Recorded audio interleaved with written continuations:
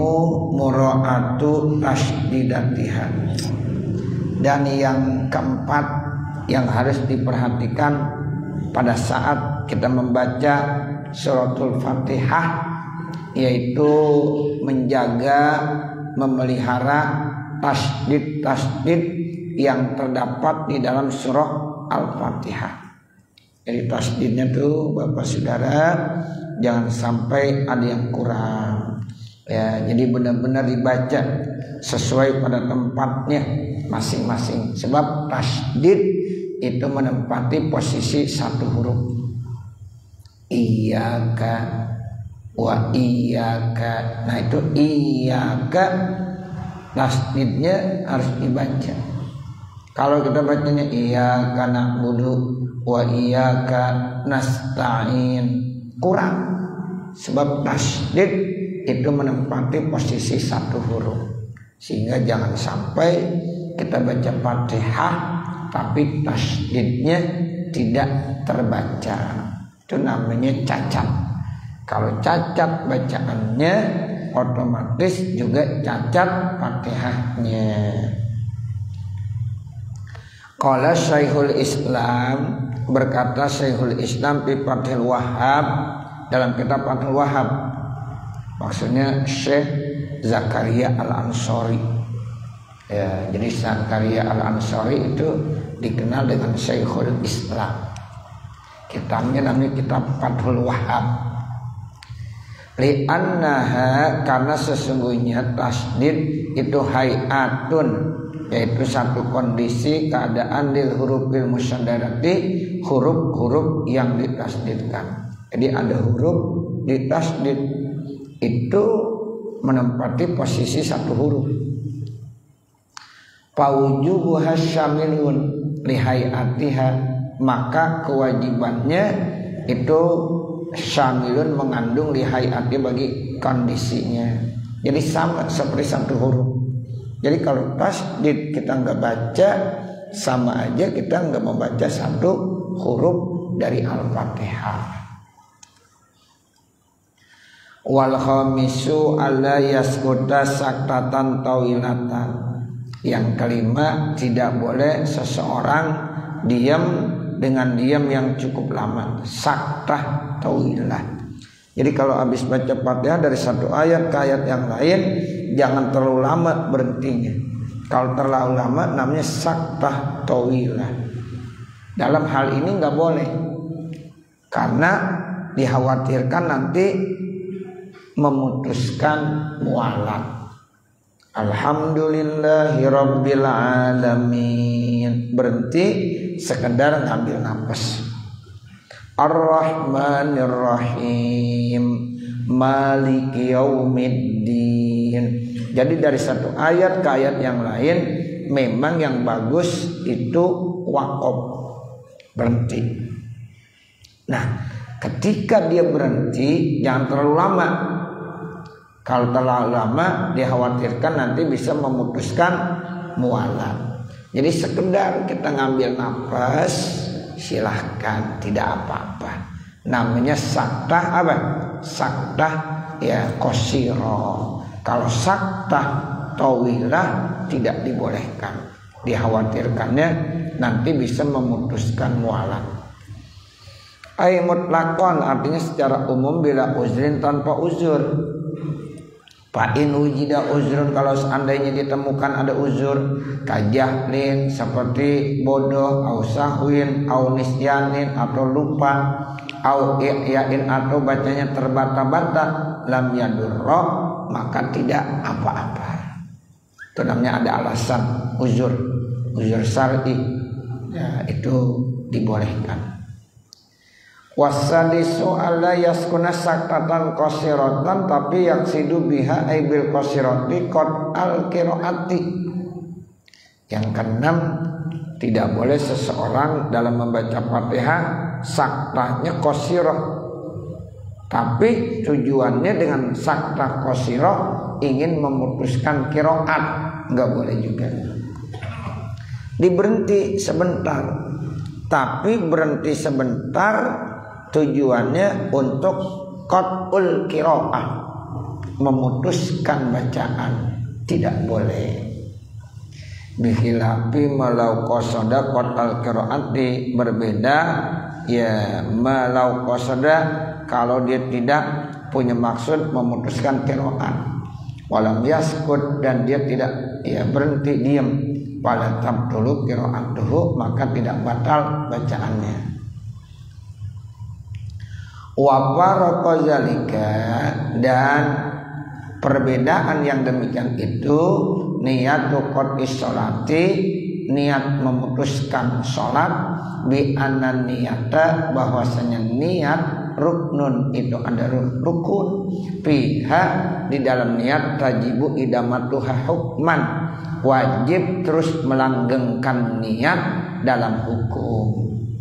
Jadi kalau yang namanya niat itu harus langgeng terus, nggak boleh terputus. Makanya Bapak Saudara, ketika kita sholat terus niatnya tuh, niatnya rakaat pertama niat masih sholat, rakaat kedua, rakaat ketiga kalau kita sholat maghrib sampai salam itu harus terus langgeng niatnya. Makanya kalau ada orang di tengah-tengah sholat pengen memutuskan sholatnya, membatalkan sholatnya, otomatis batal sholatnya. Atau diragu, saya batalin atau tidak, saya batalin atau tidak, batal sholatnya. Karena itu enggak ada kepastian dalam niat. Sementara niat harus pasti, enggak boleh ragu. Kita lagi sholat Bapak Saudara, tiba-tiba ada tamu, Assalamualaikum, Assalamualaikum.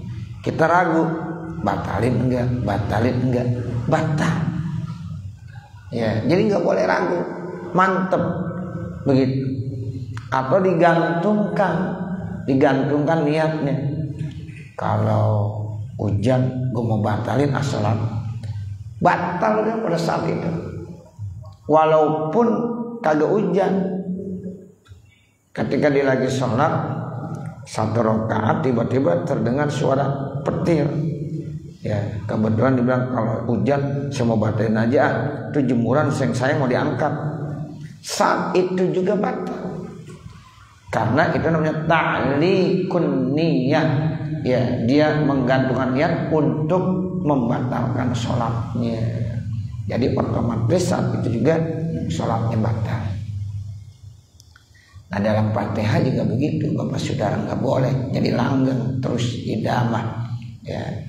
Wala tumkinul idamatul hukmiyah, dan tidak mungkin melanggengkan yang berbentuk hukmi ma'an niyatil qat'i, bersama niat memutuskan. Wa qiraatul Fatihati, bermula membaca Fatihah, la tabtakiru, tidak butuh membaca Fatihah ila niyatin khossatin, kepada niat secara khusus. Pada tu'asiru, maka tidak membekas niatul qat'i, niat memutuskan.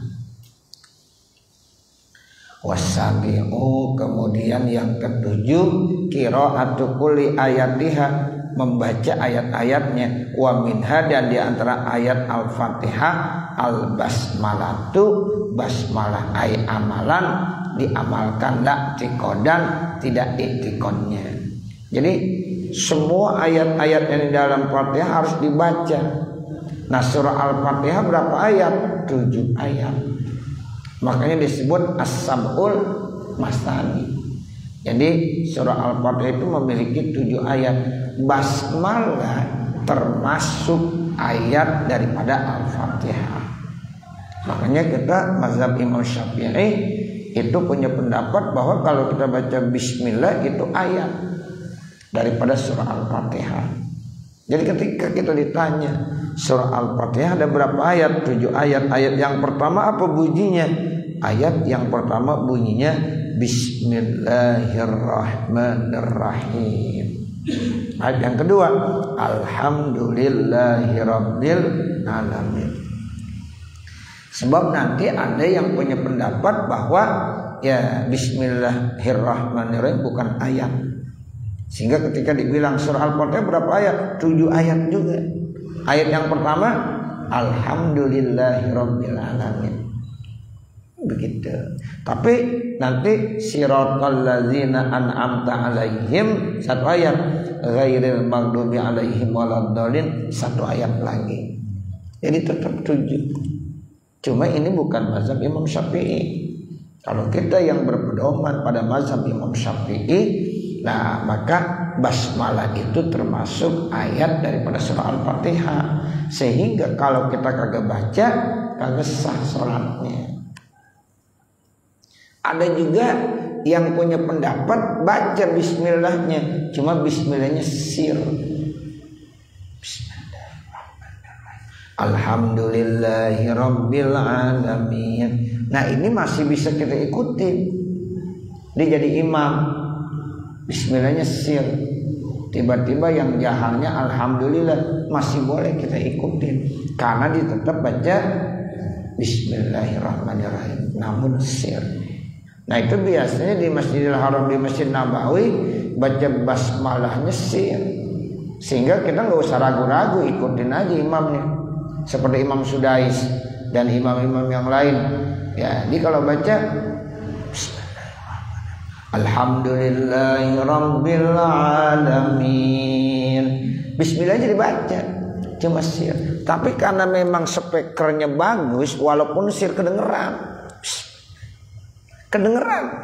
Ya, coba dah Bapak Saudara, kalau lagi sholat di Masjidil Haram, perhatiin tuh imam-imam yang ada di Masjidil Haram, rata-rata baca bismillah.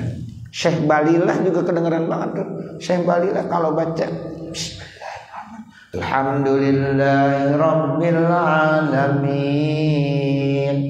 Nah, jadi tetap dibaca bismillah. Dulu Imam Sudais pernah berkunjung ke Indonesia, kemudian datang ke Jakarta hari Jumat. Ya, dia dapat satu penghormatan, suruh jadi imam di Masjid Istiqlal. Nah, pada saat dia jadi imam, Bapak Saudara, di Masjid Istiqlal itu dibaca Fatihahnya bukan sir, jahar. Bismillahirrahmanirrahim, alhamdulillahirabbil alamin, dibaca begitu. Kemudian ketika dibaca ya al-a'la, dibaca bismillah juga. Bismillahirrahmanirrahim, sabbihisma rabbikal a'la, dibaca. Ketika ditanya, kenapa Tuan Syekh membaca bismillahnya jahar? Karena saya lagi sholat di Indonesia yang mayoritas mazhab Imam Syafi'i, sehingga saya harus menghormati makmum saya semuanya Syafi'i, maka saya harus baca bismillah secara jahar. Tuh begitu. Jadi orang kalau ilmunya ada Pak, itu paham begitu, ngerti dia. Ya, jadi dihormati. Nah, kita yang biasa sudah seperti itu pertahankan. Karena mazhab kita mazhab Imam Syafi'i, ya mayoritas orang Indonesia mazhab Imam Syafi'i, pertahankan mazhab Imam Syafi'i. Bukan mazhab yang lain salah, tidak. Ya, tapi memang kita bermazhab Imam Syafi'i, ya pertahankan mazhab Imam Syafi'i. Jangan imam bismillahnya enggak dibaca atau sir, jangan, karena kita mazhab Imam Syafi'i. Sholat subuh ya baca kunut, karena memang kita mazhab Imam Syafi'i. Bukan berarti yang enggak baca kunut sholat subuhnya enggak sah. Enggak, kita enggak pernah bilang begitu. Sholat subuh yang pakai kunut sah, yang kagak pakai kunut sah, dua-duanya sah. Benar-benar semua. Jadi yang kagak benar yang mana? Yang kagak benar yang kagak sholat subuh. Gitu. Cuma, ini ada cumanya. Karena kita bermazhab Imam Syafi'i, pertahankan sampai mati. Sampai mati lagi ya. Ya pertahankan. Emang ini ya amalan kita. ahli sunnah wal jamaah yang mazhabnya Imam Syafi'i baca kunut begitu. Azan Jumat 2 kali, pertahankan 2 kali. Terus yang 1 kali ya benar. Kita nggak pernah menyalahkan mereka yang azan 1 kali, tapi kita karena memang bermazhab Imam Syafi'i yang diajarkan ya azan 2 kali, pertahankan azannya 2 kali. Begitu. Jangan di Masjid Al Hidayah azan Jumat 1 kali berubah, protes ntar. Nah begitu, iya kan? Nah, sholat subuh imamnya nggak pakai kunut, dia protes pasti. Ini siapa yang imam ini? Ya si A kok nggak pakai kunut? Dia emang beda ustaz. Dia jangan di Al Hidayah kalau beda. Tuh, kalau di Al Hidayah harus pakai apa? Pakai kunut. Itu yang saya maksud. Iya.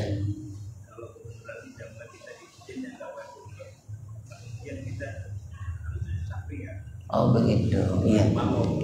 Kan tadi saya bilang bahwa ya sholat subuh mau pakai kunut mau nggak pakai kunut bener, ya kan begitu. Cuma karena posisi kita berada memang yang ya menggunakan amalan yang pakai kunut itu sampai mati kita pertahankan, gitu maksud saya. Nah sekarang kita posisi kita misalnya ya lagi ngikut, ya namanya ngikut kan gitu ya. Kita ngikut di tempat yang lain yang kebetulan dia sholat subuhnya nggak pakai kunut. Bagaimana posisi kita? Ada 2. Kita mau baca kunut boleh. Itu tidak menyalahi aturan sebab nazmus sholahnya nggak berbeda. Ketika dia dalam kondisi iktidal nggak baca kunut, kita baca aja kunut yang singkat, kita baca Allahumma gfirli ya ghafur, udah begitu aja. Allahumma gfirli ya ghafur wa sallallahu ala sayyidina Muhammadin nabiyil ummi wa ala alihi wasallam. Keburu nggak? Keburu gitu. Nah kalau kita baca kunut nggak usah sujud sahwi, kan kita baca kunut begitu. Jadi imam nggak baca kunut nih, ya seperti Masjidil Haram, di Masjid Nabawi kita udah tahu dah imamnya nggak baca kunut, kita angkat tangan aja lah. Orang kita mazhab Syafi'i, Allahumma gfirli ya ghafur, nggak mau angkat tangan juga nggak apa-apa, boleh aja. Emang mesti baca angkat tangan? Enggak, kita nggak angkat tangan, baca Allahumma gfirli ya ghafur wa sallallahu ala sayyidina Muhammadin nabiyil ummi wa ala alihi wasallam. Masih keburu.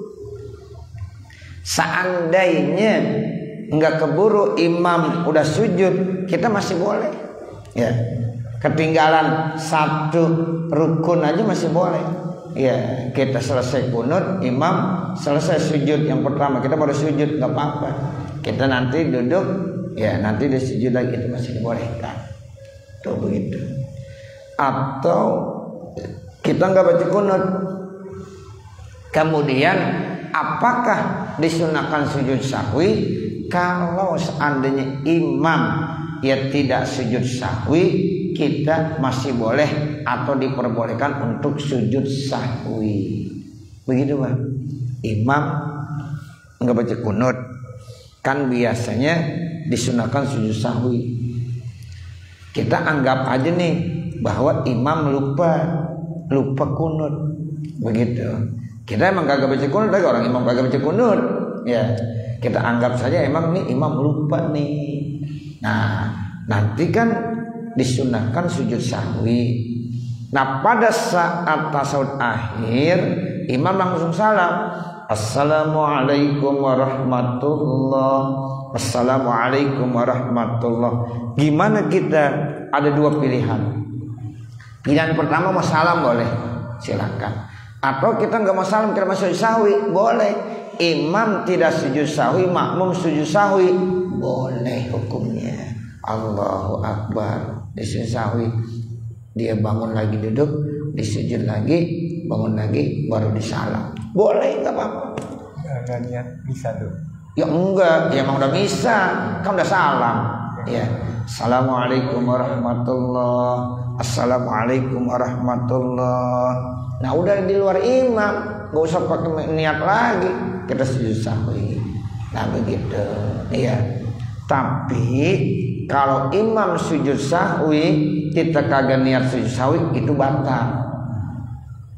Ya Bapak ya, imam sujud sahwi Allahu Akbar, kata makmum gue kagak lupa sih, gue kagak mau sujud sahwi, batal.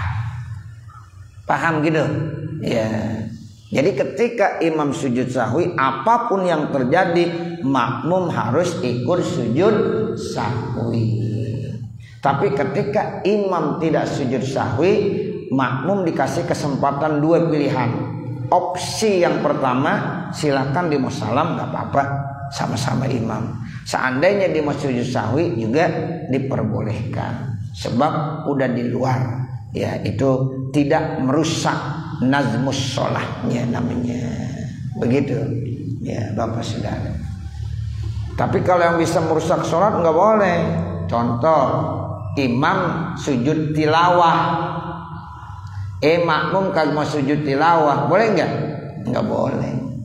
Imam baca ya misalnya ayat yang di situ ada ayat yang diperintahkan sujud tilawah, misalnya mustakbirun di dalam surah Alif Lam Mim As-Sajdah, mustakbirun. Imam sujud tilawah, kita sebagai makmum wajib ikut sujud tilawah.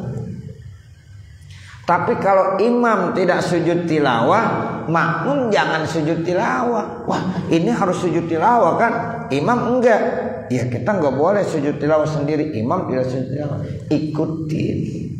Karena kalau tidak ngikutin bisa merusak nazmus sholat. Sama juga. Imam di rakaat kedua enggak tasawuf awal. Mungkin dilupa, sholat maghrib rakaat kedua langsung aja Allahu Akbar. Ini kita makmum bagaimana nih? Kan mestinya tasawuf awal, tapi imam kagak tasawuf awal. Nah, jangan kita egois.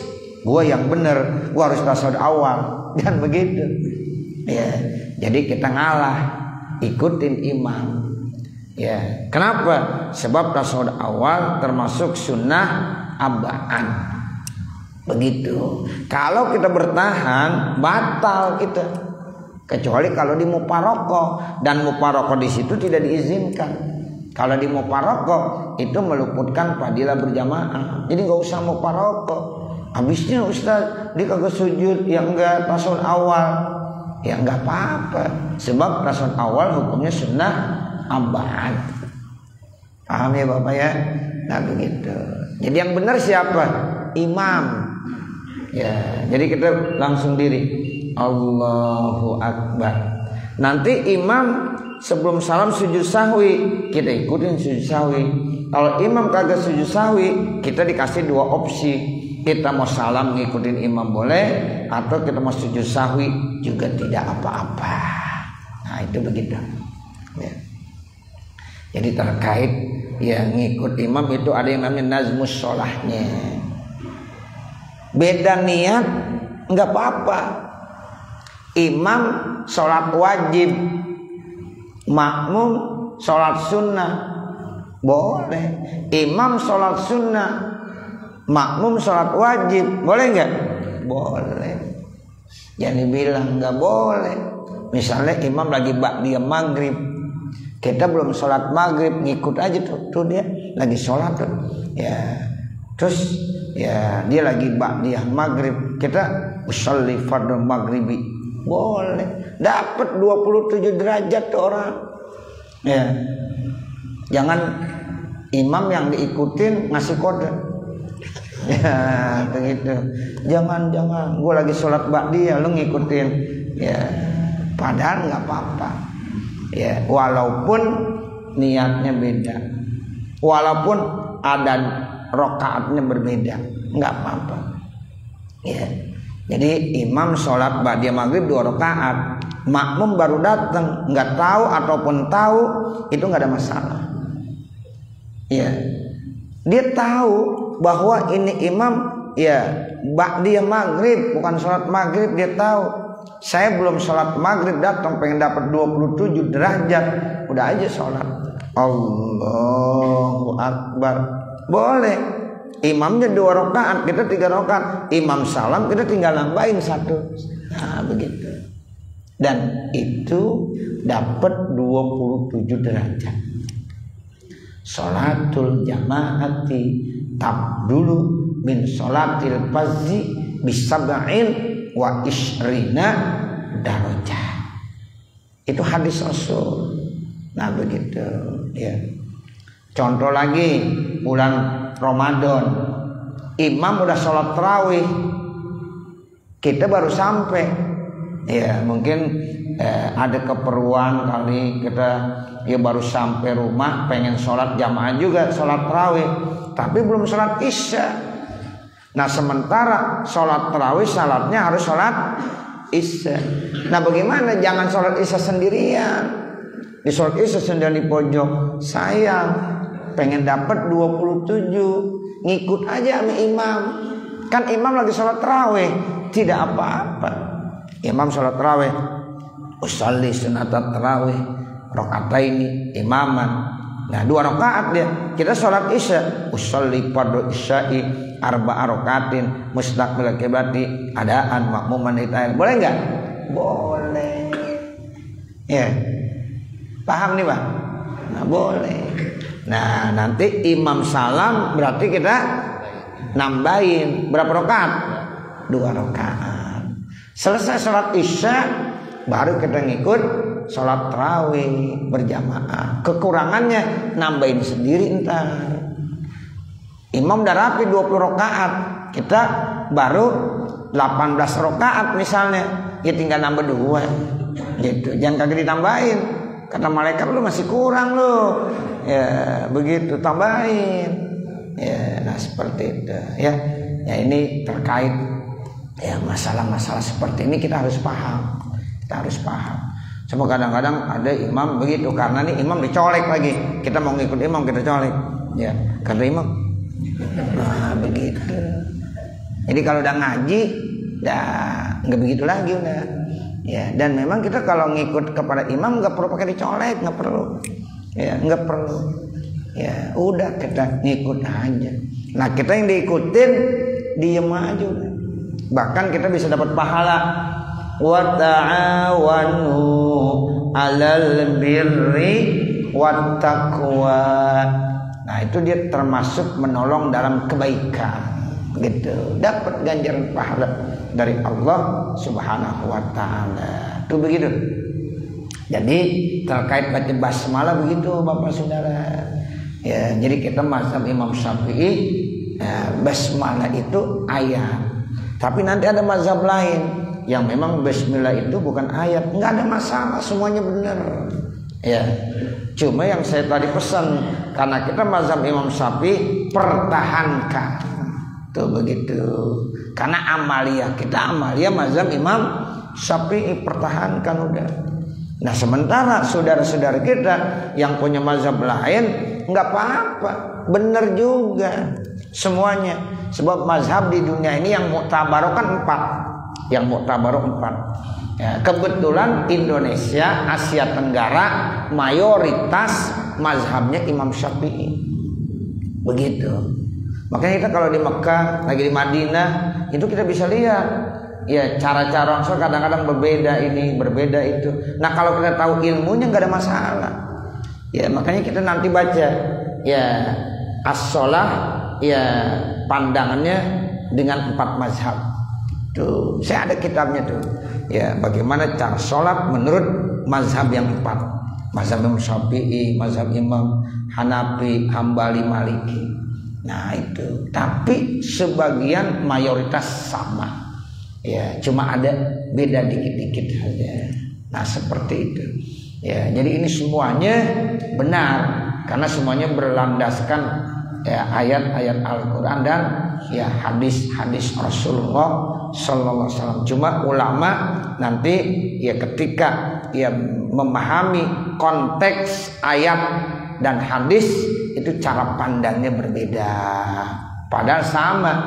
Ya sumber hukumnya sama dari Al-Quran dan dari hadis Nabi. Sehingga nanti ya seperti itu kita akan lihat. Nah, di antaranya itu ya Fatihah semuanya punya pendapat ada berapa ayatnya? 7 ayat. Makanya disebut as-sab'ul mathani. Tapi caranya beda. Ada yang bilang basmalah ayat daripada Al-Fatihah, ada yang bilang basmalah bukan ayat daripada Al-Fatihah. Tapi ngitungnya sama, 7 juga. 7 ayat. Nah, seperti ini Bapak Saudara. Ya, ini yang dimaksud, ya kita harus mempertahankan ya amalan yang sudah diajarkan oleh guru-guru kita. Ya alat thariqah, ya apa? Mazhab Imam Syafi'i, ahli sunnah wal jamaah. Kama qala Syekhul Islam, sebagaimana Syekhul Islam, Syekh ya apa? Zakaria Al-Ansari fi Fathul Wahhab, di dalam kitabnya namanya Kitab Fathul Wahhab. Wa adadu ayatil Fatihati sab'un, kata ya Syekh Islam dalam kitab Fathul Wahhabnya, jumlah ayat dalam surah Al-Fatihah sab'un, ada 7. Makanya disebut as-sab'ul masani.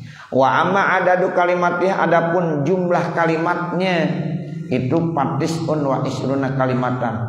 Kalau kalimatnya ada 29 kalimat. Misalnya bismillah, ada kalimat huruf, ada kalimat fiil, ada kalimat isim. Itu kalau mau dijumlahkan dari bismillahirrahmanirrahim sampai waladhdallin, itu kalimatnya semuanya ada 29 kalimat. Seperti itu. Saya kira cukup, ingat udah datang waktu Isya, nanti baru wasaminu adamul lahni dan seterusnya. Mudah-mudahan apa yang kita baca ada manfaatnya. Amin ya rabbal alamin. Kita berharap kepada Allah, mudah-mudahan dengan sebab kita hadir di majelis ilmu, dosa-dosa kita diampunkan oleh Allah Subhanahu wa taala. Mudah-mudahan Allah panjangkan umur kita, Allah sehatkan badan kita, Allah luaskan rezeki kita, Allah mudahkan segala urusan-urusan kita. Al-Fatihah. A'udzubillahi minasyaitonirrajim. Bismillahirrahmanirrahim. Alhamdulillahirabbil alamin arrahmanir rahim maliki yaumiddin. Iyyaka na'budu wa iyyaka nasta'in.